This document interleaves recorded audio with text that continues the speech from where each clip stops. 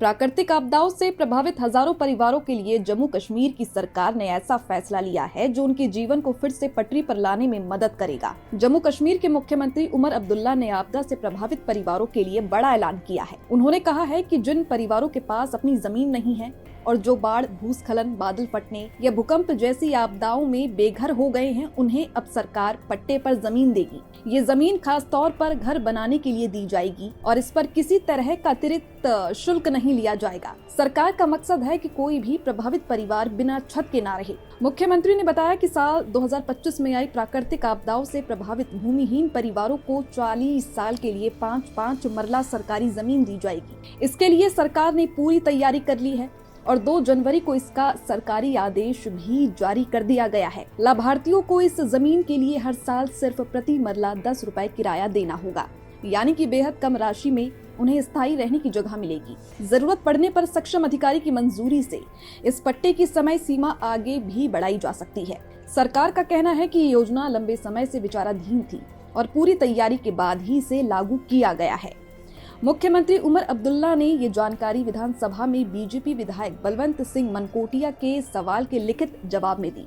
उन्होंने कहा कि सरकार की प्राथमिकता है कि आपदा से प्रभावित हर परिवार को सुरक्षित आवास मिले।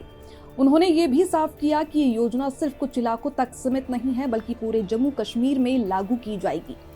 मुख्यमंत्री ने उधमपुर जिले का खास तौर पर जिक्र किया। उन्होंने कहा कि यहां अचानक आई बाढ़ और भूस्खलन से 6400 से ज्यादा परिवार प्रभावित हुए थे।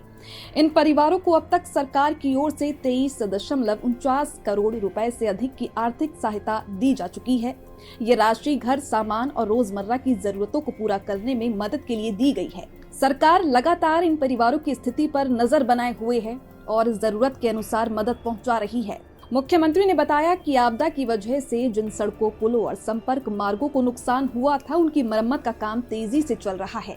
जो इलाके सड़कों से कट गए थे, उन्हें दोबारा जोड़ा जा रहा है ताकि लोगों को अस्पताल, स्कूल, बाजार और अन्य जरूरी जगहों तक पहुंचने में परेशानी न हो।